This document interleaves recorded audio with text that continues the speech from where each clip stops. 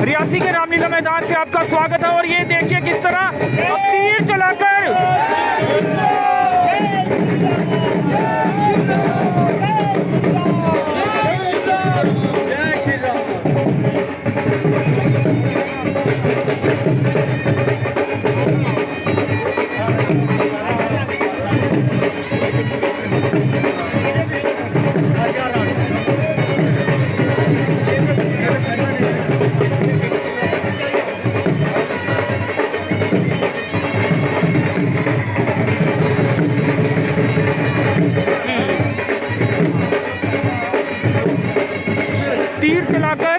अब मेघनाथ का पुतला जलाया गया है और असत्य पर सत्य की जीत का पैगाम देने की कोशिश है। और मेघनाथ का पुतला इस समय रियासी के रामलीला में, माफ करिएगा, कुंभ करो।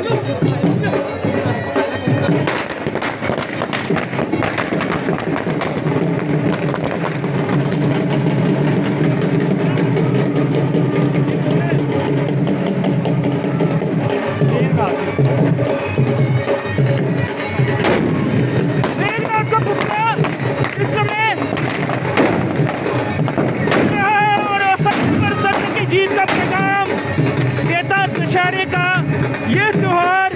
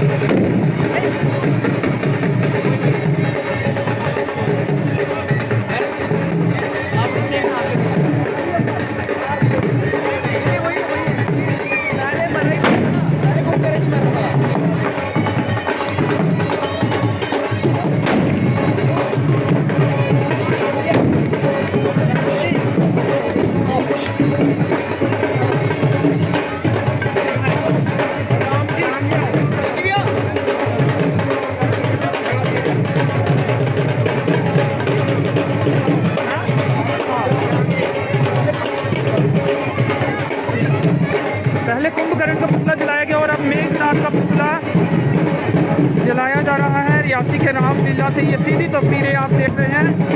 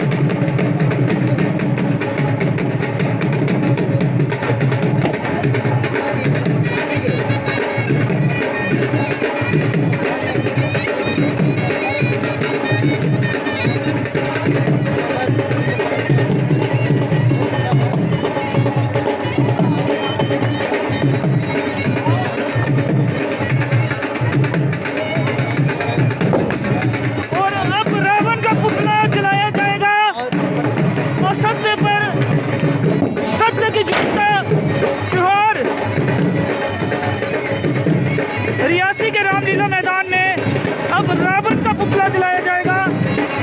मेघनाथ कुंभकर्ण का पुतला जलाने के बाद अब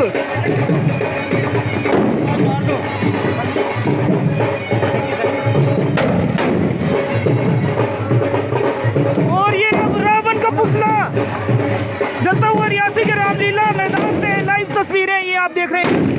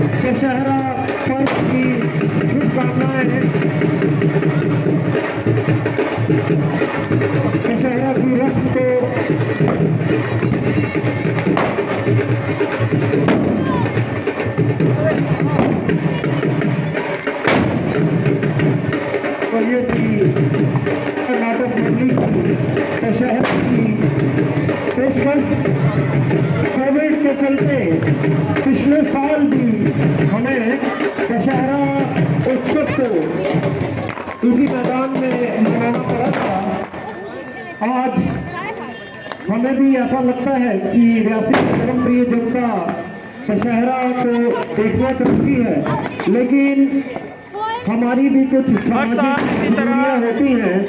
रावण को जलाया जाता है, एक छोटी सी जगह बुराई पर अच्छाई की जीत का संदेश दिया जाता है। नहीं कर सकते, तो सब चीज शांति और इस बार कोविड के चलते रियासी के खेल मैदान में बड़ा कार्यक्रम नहीं किया गया था और बाहर से पुतले नहीं लाए गए थे, बड़े पुतले नहीं बनाए गए थे और खुद ही कम साइज के छोटे पुतले जो है वो बनाए गए हैं और जिन्हें अब जला दिया गया है। मेघनाथ, कुंभकर्ण और रावण के तीनों पुतले जो हैं इस समय लाइव तस्वीरों में आप देख रहे हैं किस तरह जल रहे हैं। संदेश ये है कि बुराई पर अच्छाई की जीत होती है, असत्य पर सत्य की जीत होती है और वही संदेश देने की कोशिश दुर्गा नाटक मंडली की भी इस रामलीला मैदान से।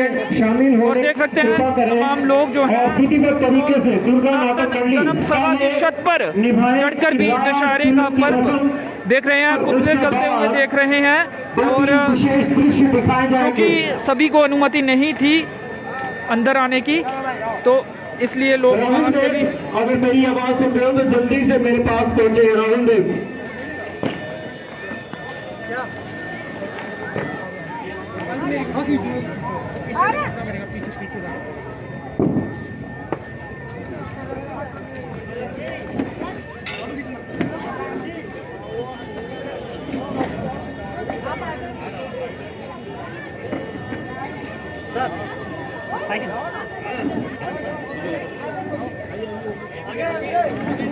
मैम आप भी आ जाइए।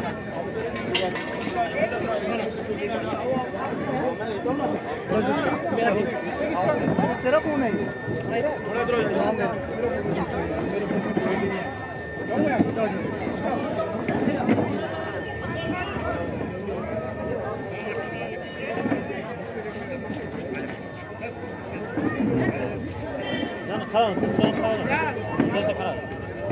खड़ा है ना, फोटो शूट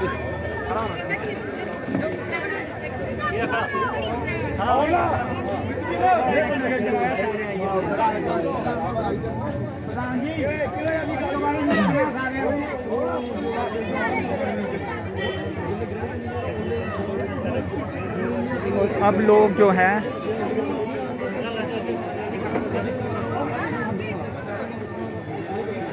जो आर्टिस्ट हैं जो अलग अलग किरदारों में हैं, भगवान राम के किरदार में हैं और अलग अलग किरदारों में हैं, हनुमान के किरदार में हैं, उनके साथ जो लोग यहाँ पहुँचे हैं वो फ़ोटो खिंचवाते हुए और इस दशहरे को यादगार बनाते हुए रियासी के रामलीला मैदान की ये तस्वीरें देख रहे हैं। यहाँ पर कुछ देर पहले मेघनाथ, कुंभकर्ण और रावण का पुतला जलाया गया है और दशहरा रियासी के रामलीला मैदान में मनाया गया है। और ये आप देख सकते हैं तीनों पुतले कुछ ही देर पहले यहाँ पे जलाए गए हैं।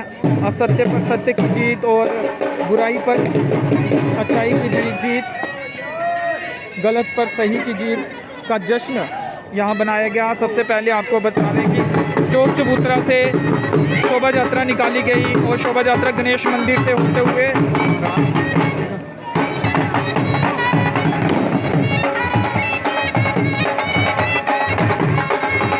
गणेश मंदिर से गली के रास्ते रामलीला मैदान पहुंची। यहाँ रावण, कुंभकर्ण, मेघनाथ के पुतले जलाए गए और ये तस्वीरें आप रामलीला मैदान की देख रहे हैं। ये तमाम लोग शामिल हुए, सभी को अंदर आने की अनुमति नहीं थी। कुछ लोगों ने सनातन धर्म सभा की छत पर चढ़कर बालकोनी से इस दशहरे को देखा, चलते हुए पुतलों को देखा, आतिशबाजी भी की गई और पुलिस के अधिकारी भी यहाँ पहुँचे थे और कुछ लोग भी थे, दुर्गा नाटक मंडली के सदस्य थे, वो तमाम लोग रामलीला मैदान के अंदर थे। जयकारा तो लगाएं, बोल सियापति रामचंद्र महाराज की, पवन सुत हनुमान की। कृपया मैं फिर से धर्म प्रिय जनता से अनुरोध करूंगा कि अफरा तफरी में बाहर ना निकले, आराम आराम से अपने घर की तरफ जाएं।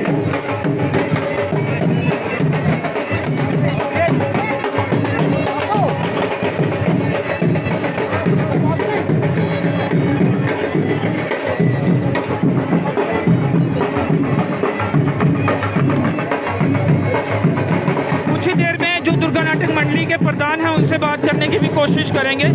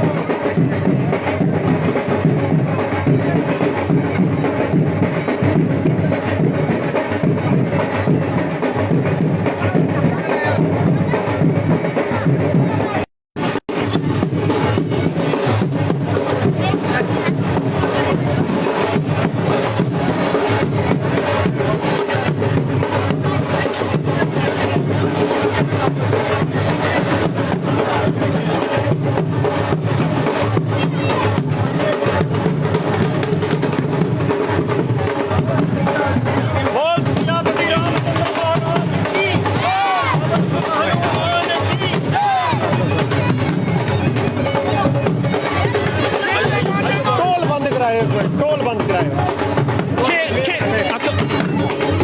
खेल मैदान में तो दशहरा का पर्व नहीं मनाया गया, लेकिन रामलीला मैदान में इसका आयोजन किया गया था।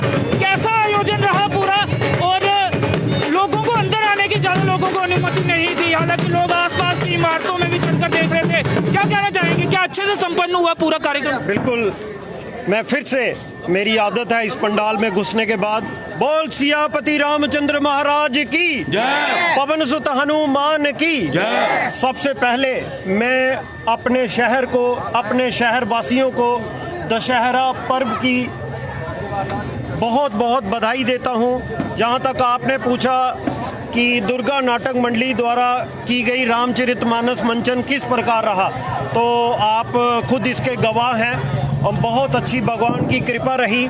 सिर्फ हम लोगों की जो समस्या हर साल आती है कि एक रात हमारी जो है वो बारिश के कारण धुल गई, अदरवाइज तमाम कार्यक्रम भगवान श्री राम की कृपा से अति उत्साह के साथ और बहुत ही अच्छे ढंग से पूर्ण किए गए। और आज का जो आप विषय पूछ रहे हैं कि कुछ लोग दशहरा नहीं देख पाए, तो उसका कारण जो है वो सिर्फ और सिर्फ क्या है कि सुरक्षा है। क्योंकि हम लोग रामलीला बेशक करते हैं, हम भी परिवार वाले हैं, हम नहीं चाहते हैं कि किसी के साथ भी अनहोनी हो और उसका असर सीधा सीधा हम पर आए। क्योंकि ये पंडाल बहुत छोटा है, हम लोग चाहते थे कि जो हमारे रियासी में पूर्वजों के द्वारा शुरू की गई परिपाटी है वो बनी रहे और दशहरा भी सिंबॉलिक रूप में किया जाए। तो मैं आज 5-6 दिनों से लोगों से गुजारिश कर रहा था कि हम लोग लाइव प्रबंध करवाएंगे और आप लोग घर में बैठकर उसको आनंद उठाएं। और लेकिन फिर भी लोगों का उत्साह है, जनता धर्म प्रिय है, पहुंची ग्राउंड में। जितने लोगों को हम लोग एंट्री दे सकते थे हमने आने भी दिया। और ये जो कार्यक्रम होते हैं ये मेरी इच्छा से अकेले नहीं चल सकते हैं। प्रशासन के बड़े बड़े पुलिस अधिकारी यहाँ पे मौजूद हैं। अगर हम लोग ये पंडाल पूरी तरह से भर दें और पुलिस प्रशासन हमें मौके पे ही रोक दे तो फिर क्या करेंगे। तो इसलिए हम चाहते थे प्रशासन अगर हमें सहयोग कर रहा है तो हम उनका सहयोग करें। तो जनता की एडजस्टमेंट के लिए हमने पिछले साल सनातन सभा का गेट ऊपर छत खुलवाया था। इस साल भी प्रधान साहब साथ थे सनातन सभा के, उनसे मैंने प्रार्थना की और उन्होंने सनातन सभा का छत खुलवाया और जितने लोग एडजस्ट किए जा सकते थे हमने किए। और आज जैसा कि हम लोग सुनते हैं, कभी घर जाते हैं टीवी में सुनेंगे कि फलां जगह पे दशहरा हो रहा था तो ये हादसा हुआ, इतने लोग, तो सोचिए उस शहर की क्या हालत होती होगी कि दशहरे वाले दिन किसी के घर में अगर मातम छा जाए। तो हम चाहते थे कि अगर ये खुशनुमा माहौल है तो ये खुशनुमा तरीके से ही संपन्न होना चाहिए। तो यही कारण था। अन्यथा अगर आज के दिन में क्या होता है, हमारा छोटा शहर है तो कुछ लोग बहुत ज़्यादा नाराज़गियाँ भी बना लेते हैं आज के दिन ही कि हमें घुसने नहीं दिया। मैं उनसे हाथ जोड़कर नाक रगड़कर माफ़ी मांगता हूँ। मेरे घर से कोई बंदा मेरे अलावा इस ग्राउंड में मौजूद नहीं है, बाकी सब मेरे लिए वैसे ही हैं जैसे हमारे बाकी कार्यकर्ताओं की यहाँ ड्यूटी थी, इसलिए वो अंदर आए थे, हमने उनको बैच अलॉट किए थे। और अगर कोई भी ऐसा व्यक्ति शहर का गणमान्य नागरिक इस वजह से अगर खफा हो जाए या इस विषय को चर्चा बनाए तो वो फिर उसकी आदत रहेगी।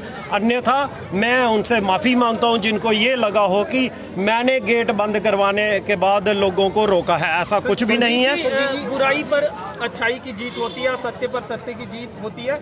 आज के दौर में कोरोना सबसे बड़ी बुराई के रूप में देखा जा रहा है और राक्षस के रूप में देखा जा रहा है। बिल्कुल। तो क्या लगता है कि अब उस राक्षस पर भी जीत होगी और पूरी तरह? बिल्कुल। देखिए, हम आपको याद होगा पिछली बार जब हमने दशहरा इसी मैदान में मनाया था तो साथ में हमने एक कोरोना का भी मॉडल तैयार किया था, उसका भी दहन किया था। तो भगवान श्री राम की कृपा रही कि पिछली बार हम लोग रामचरितमानस का मंचन फुल फ्लेज तरीके से नहीं कर पाए, इस बार हम लोग कर पाए हैं।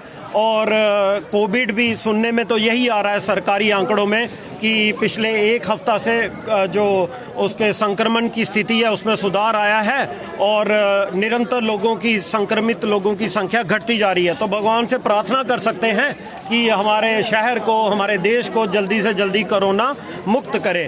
तो ये जो बुराई पर अच्छाई की जीत है तो सब जानते हैं, लेकिन उसको चिंतन करना, मनन करना थोड़ा हो सकता है मेरे लिए भी कठिन हो। कहते हैं कि रावण जो है वो महाविद्वान था, पंडित था। हमारे शास्त्रों के ऊपर जाना हो तो उससे बड़ा पंडित आज तक कोई पैदा नहीं हुआ। लेकिन रावण किसका नाम है? अहंकार का नाम है।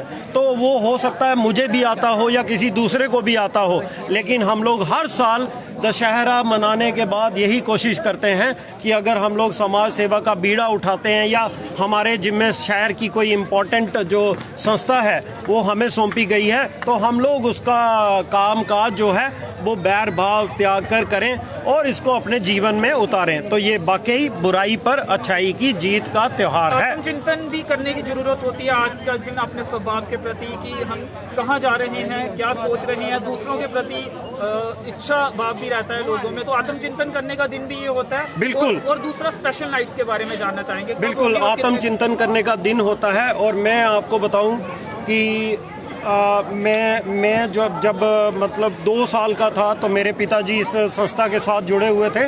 तो हम लोग 2 साल की उम्र से मंच पे, बेशक हो सकता है हमें कोई उठा के लाया हो, तो झांकियों के रूप में आते जाते रहे हैं। हम लोग हर साल कोशिश करते हैं कि कोई एक भी चीज़ उसका 0.1% भी अडॉप्ट किया जाए। और जहाँ तक इस मंच की देन के मुताबिक अगर आप बात करेंगे तो मेरा परिवार आज हमने जो भी प्राप्त किया है इसी मंच की सेवा से प्राप्त किया है। मुझे इसको कहने में कोई संकोच नहीं है। और जहाँ तक आप विशेष रात्रि की बात कर रहे हैं तो हम लोग ये जो विशेष रात्रि शहर के जो गणमान्य लोग होते हैं जो हर संस्था के ऊपर नज़र रखते हैं और रखनी भी चाहिए, उनकी ड्यूटी है। तो हम लोग ये विशेष रात्रि प्रशासन के कुछ अधिकारियों के लिए, अपने शहर के गणमान्य नागरिकों के लिए, अलग अलग संस्थाओं को जो लीड करते हैं उन लोगों के लिए ये एक रात्रि रखते हैं। और दूसरा उसमें हमारा ये भी उद्देश्य रहता है कि ये जो प्रक्रिया होती है ये बहुत खर्चीली प्रक्रिया होती है। तो अगर हम लोग उनको कुछ दिखाएंगे तो उनको भी लगेगा कि नहीं, कुछ ना कुछ कर रहे हैं और सही कर रहे हैं। अगर हमारी कोई कमी होगी तो वो लोग हमें ये भी बताएंगे कि ये आपकी कमी है। और अगर कोई अच्छाई होगी तो अगर उनको लगेगा कि नहीं इस बात की सराहना करनी चाहिए तो वो सराहना भी करेंगे हमारी। तो विशेष रात्रि हम लोग करेंगे एतवार को। तमाम शहर के गणमान्य नागरिकों को मैं आपके माध्यम से आज ही निमंत्रण देता हूं, अन्यथा हम लोग उनको फ़ोन पे भी कॉल करेंगे और विशेश रात्रि में 2-3 चुनिंदा दृश्य दिखाएंगे। यही हमारा संडे का प्रोग्राम। संजीव जी, अगर बात करें कि आप लगातार 9 दिन से आप जो रामलीला कर रहे हैं, कहीं ना कहीं उत्साह रहता है कि दशहरा जिस तरह से रियासी के अंदर मनाया, अब उस तरह से बीते 2 साल से हम नहीं मना, कहीं ना कहीं दुख भी होता होगा कि जिस तरह से हम दशहरा मनाते हैं वो नहीं मना पा रहे हैं। बिल्कुल दुख होता है। मैं तो आपको बताऊं, अपनी बात मैं बताऊं और मेरे जो मतलब हमारी टीम है लगभग सबका वैसा ही हाल है। अगर सपोज करो कि नवरात्रा के दिनों में रामचरितमानस मंचन नहीं हो रहा हो तो मुझे ऐसा लगता है कि मैं बहुत उदास हूँ। और हमारी वैसे भी आदत है नवरात्रा के दिनों में जिस जगह पे भी माइक लगा हो हमारे पैर अपने आप वहाँ पे खींचते हैं। तो दशहरा जो है, मैं आपको पहले भी बता चुका हूँ, रियासी डिस्ट्रिक्ट में दशहरा जो है वो मैक्सिमम पब्लिक गैदरिंग फंक्शन है जिसमें 15,000 तक लोग आते हैं। तो हम लोग नहीं चाहते हैं कि सब चीज़ अच्छा करने के बाद कोई हमारी ग्रह स्थिति खराब हो जाए और जिसकी वजह से सब किया धरा मिट्टी में मिल जाए। तो जितना हमें आज्ञा मिली है या जितना इस समय हमें समय इजाज़त देता है उस मुताबिक आज हमने अपने पंडाल में किया। हम लोग पूरी तरह से संतुष्ट हैं। अगली बार अगर भगवान कृपा करेंगे तो उसी जगह फिर दशहरा करेंगे और भव्य तरीके से करेंगे। संजीव जी, कहीं बाहर जाकर भी स्पेशल नाइट करने का आपका इरादा है? ऐसा कुछ सोचा है, चाहे एक हफ्ते के बाद या कुछ ऐसा है? हाँ, वो भी हमारी परंपरा का हिस्सा है कि दुर्गा नाटक मंडली रामचरितमानस के प्रचार प्रसार के लिए कोई एक जगह चुनती है और उस जगह को चुनने के का एक हमारा जो बेसिक कॉन्सेप्ट है वो ये है कि क्या वहाँ पे रामलीला शुरू की जा सकती है। तो इसलिए हम लोग वहाँ जाते हैं ताकि लोगों को ये उत्साह है अगले साल वो भी करना शुरू कर दें। तो इस साल भी हम लोगों ने थोड़ा सा, कई बार कैसा होता है प्रशासन में भी क्या होता है, अलग अलग तरह के लोग आते हैं, बड़े अधिकारी होते हैं, कोई धार्मिक चीज़ को अलग तरीके से देखता है, कोई अलग तरीके से देखता है। तो इस बार हमारी कोशिश है कि हम लोग 2 विशेष रात्रियां, अगर हमें मौका मिला या हमारी उन अथॉरिटीज़ के साथ जो भी थोड़ी हमारी मिनिमम रिक्वायरमेंट रहती है, अगर वो मानते हैं तो मेरी कोशिश है कि हम लोग कटरा में जाके 2 दिन दिखाना चाहेंगे। और क्योंकि श्राइन बोर्ड जो है, कटरा श्राइन बोर्ड जो है, दुर्गा नाटक मंडली को आर्थिक सहायता दिया करता था और उनको देनी भी चाहिए क्योंकि डिस्ट्रिक्ट रियासी में 2-2 श्राइन बोर्ड हैं और वो जो हमें सहायता दिया करते थे वो कोई पिछले 5-6 सालों की वजह से किस कारण बंद हुई है, किसने बंद करवाई है, हमें उन्होंने आज तक कभी नहीं बताया। और हम लोग प्रशासन के द्वारा वहाँ निरंतर चिट्ठियाँ लिखते रहते हैं। तो इस चीज़ की हमने कोशिश की है। शिव खोड़ी श्राइन बोर्ड या ये जो कटरा श्राइन बोर्ड है, हम लोग वहाँ पे कम से कम ये ज़रूर पता करेंगे कि वहाँ से सहायता पाने का तरीका क्या है और किन लोगों को सहायता मिलती है, क्या क्राइटेरिया है उसका।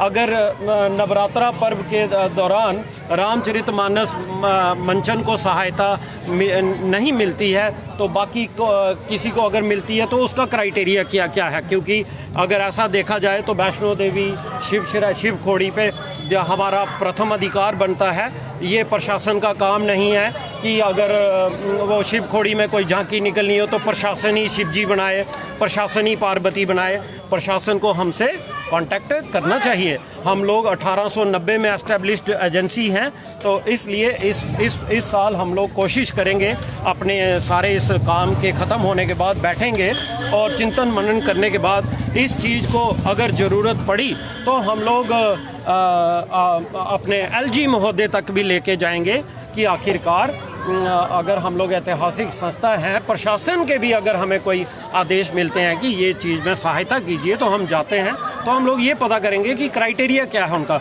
रामलीला मैदान को ओपन एयर थिएटर भी कहा जाता है, ये कब तक ओपन रहेगा? क्या कुछ बातचीत चल रही है? कुछ फंडिंग हुई थी, एक बार सुना था कि एनएचपीसी में फंडिंग हुई थी, वो लैप्स हो गई थी, किसी ने टेंडर नहीं भरा था, क्या ऐसा हुआ था? और अब क्या कुछ चल रहा है इसके ऊपर? ये ओपन शब्द जो है हट सकता है रामलीला मैदान? देखिए, जो हमें ज्ञात है वो ये है कि इस रामलीला मैदान को ढकने के लिए टेंडर भी हुआ था और कहते हैं कि बाद में वो पैसा जो है वो किसी और मद में ट्रांसफ़र कर दिया गया था। बाद में फ़ाइल चलाई, हम लोग पूछ पड़ताल भी करते हैं, लेकिन पिछले जो कोविड पेंडेमिक के दौरान ऐसी स्थितियां बन गई कि मिलना जुलना बंद हो गया। तो शायद उस दौरान हम लोग भी थोड़े सुस्त पड़ गए थे क्योंकि जब बाहर ही नहीं निकल पा रहे हैं तो फॉलो अप करना मुश्किल था। लेकिन उस कार्य को भी अब हम लोग फॉलो अप करेंगे।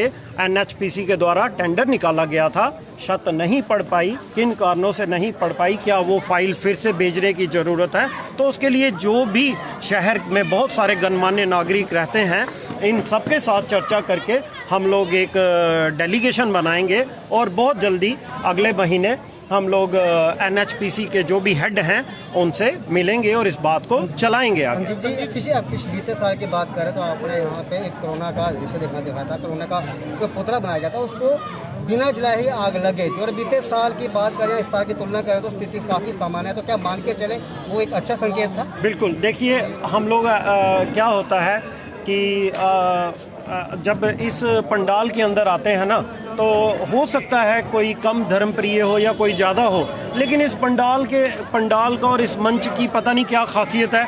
अगर इस मंच पे कोई गलती करता है तो उसको भी सज़ा मिलती है। और लास्ट ईयर जैसे आप बात कर रहे थे कि हमने जब पुतलों को आग लगाई तो कोरोना जो है उसको बिना आग लगाए वो दहकना शुरू हो गया था।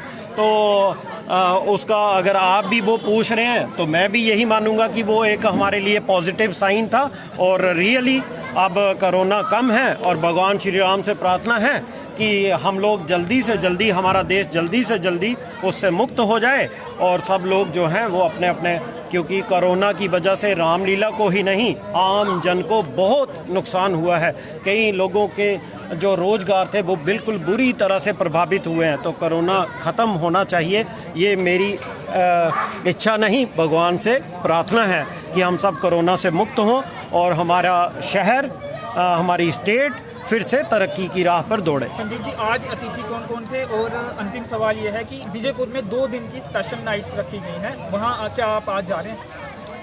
देखिए आज के अगर आपके अतिथि, ये हमारा इस समय जो था एक इंडोर टाइप का फंक्शन था, तो इसमें हमारी संस्था में ही हमारे चेयरमैन साहब हमारे अतिथि हैं। सनातन सभा जो सब संस्थाओं की हेड है, उनके जो प्रधान हैं वो आपके सामने खड़े हैं, ये हमारे अतिथि हैं। तो हमारे चीफ डायरेक्टर हैं, अभी आप उनसे मिलेंगे तो किस हालत में जम्मू से आके बैठते हैं वो हमारे अतिथि हैं। अन्यथा हमने 1-2 लोगों को इनवाइट भी किया है, लेकिन वो किसी कारणवश नहीं पहुंच पाए। आज जो है हमारा ये इंडोर काम था, क्योंकि ये रस्म निभाने का कार्यक्रम था। तो हमारी आज दुर्गा नाटक मंडली खुद ही अतिथि का कार्य कर रही थी। बीजेपुर जाएंगे आप? हाँ बिल्कुल, आज बीजेपुर क्लब से हमें न्योता आया है दुर्गा नाटक मंडली को। तो मैं अपने कार्यकर्ताओं के आगे प्रार्थना करता हूँ कि थोड़ी देर के लिए बीजेपुर जो है वो उन्होंने 9:30 बजे हमें बुलाया है। रामचरितमानस की आज उनकी विशेष रात्रि है, तो हम लोग वहाँ जरूर जाएंगे। धन्यवाद। जय श्री राम।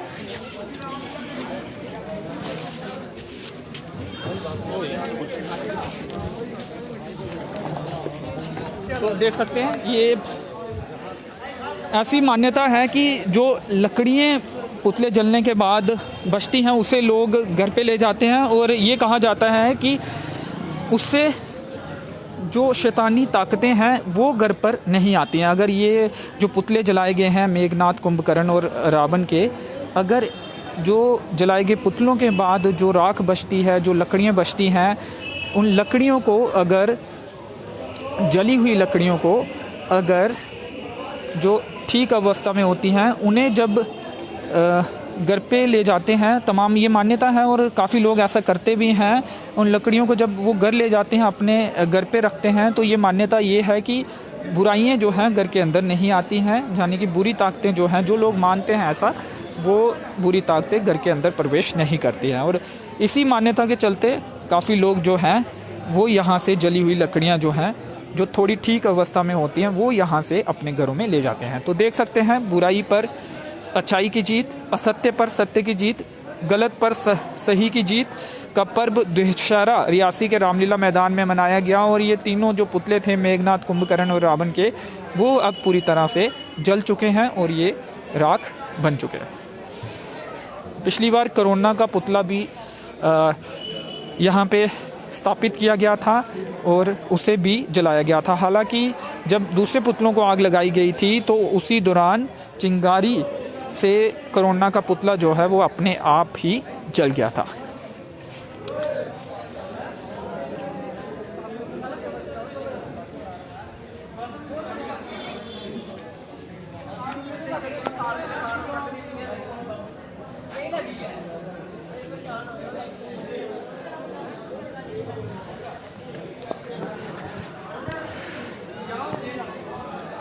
तो ये पूरा जो दशहरे का कार्यक्रम था, सबसे पहले आपको बता दें कि शोभा यात्रा निकाली गई। शोभा यात्रा जो थी वो रियासी के चौक चबूतरा से शुरू हुई और फिर चौक चबूतरा से मेन बाज़ार से होती हुई गणेश मंदिर तक पहुंची और वहां से गली के रास्ते रामलीला मैदान पहुंची। रामलीला मैदान में आतिशबाजी की गई। जो तमाम दुर्गा नाटक मंडली के सदस्य थे वो यहाँ पे मौजूद थे, कुछ और लोग मौजूद थे और मीडिया कर्मी मौजूद थे और कुछ अतिथि भी थे, पुलिस अधिकारी भी यहाँ पे मौजूद थे और अलग अलग जो धार्मिक संस्थाएं हैं उनके लोग भी यहाँ पे मौजूद थे। और मेरे पीछे आप देख रहे हैं तीनों पुतले मेघनाथ, कुंभकर्ण और रावण के पुतलों को भगवान राम के वेशभूषा में जो थे उन्होंने तीर मारकर जलाया है और तीनों को पूरी तरह से तीनों पुतले जो हैं जल चुके हैं और राख बन चुके हैं। संदेश यही है और हर साल ऐसा किया जाता है और आत्मचिंतन करने की भी हम लोगों को ज़रूरत है कि आखिर रावण का पुतला तो हर बार जलाया जाता है, लेकिन तमाम जो बुराइयां हैं वो कहीं ना कहीं समाज में हैं। क्राइम भी समाज में हो रहा है और गलत चीज़ें भी हो रही है। तो आत्मचिंतन तमाम नागरिकों को या फिर जो गलत करते हैं, जो क्राइम करते हैं, उन्हें करने की ज़रूरत है। और दशहरा त्यौहार से, रामायण से, रामलीला से और इस तरह से जो पुतले जलाए जाते हैं उससे सीख लेने की ज़रूरत है। तो चलिए फ़िलहाल इस कवरेज में इतना ही। एक स्पेशल नाइट जो कि रविवार की रात को रियासी के रामलीला मैदान में उस मंच पर होगी, क्योंकि 7 दिन तक रामलीला चली है, 8 दिनों में से 7 दिन, क्योंकि एक दिन बारिश हो गई थी। उसके बाद एक स्पेशल नाइट होगी और उसमें जो सबसे बेहतरीन किरदार निभाने वाले कलाकार होंगे वो उसमें परफॉर्म करेंगे और जो अच्छे, सबसे ज़्यादा अच्छे जो दृश्य होंगे वो पेश किए जाएंगे। वो भी उसका लाइव प्रसारण भी आपको दिखाने की कोशिश करेंगे। और आज विजयपुर में स्पेशल नाइट होगी, कल भी होगी, 2 दिन की स्पेशल नाइट्स उन्होंने 2 दिन तक वो करेंगे। वहाँ के विजुअल्स भी आपको दिखाने की कोशिश करेंगे। आज शाम 9:30 पौने 10 बजे के बीच जो है पहला दृश्य उनका शुरू होगा। और रविवार को जो रियासी के रामलीला मैदान में एक स्पेशल नाइट होगी वो भी आपको दिखाने की कोशिश करेंगे। तो रामलीला मैदान से फ़िलहाल इतना ही, मुझे दीजिए अनुमति, धन्यवाद। ये तस्वीरें अंत में आपको दिखाना चाहेंगे।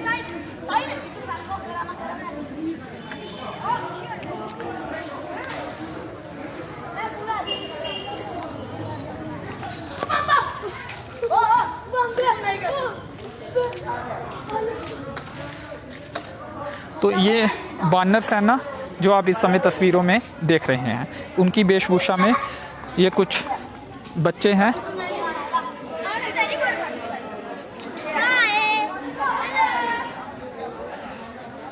और ये वो मंच, यहाँ पर हर रोज़ रामलीला का आयोजन किया जाता रहा है और अब एक रविवार को स्पेशल नाइट होगी।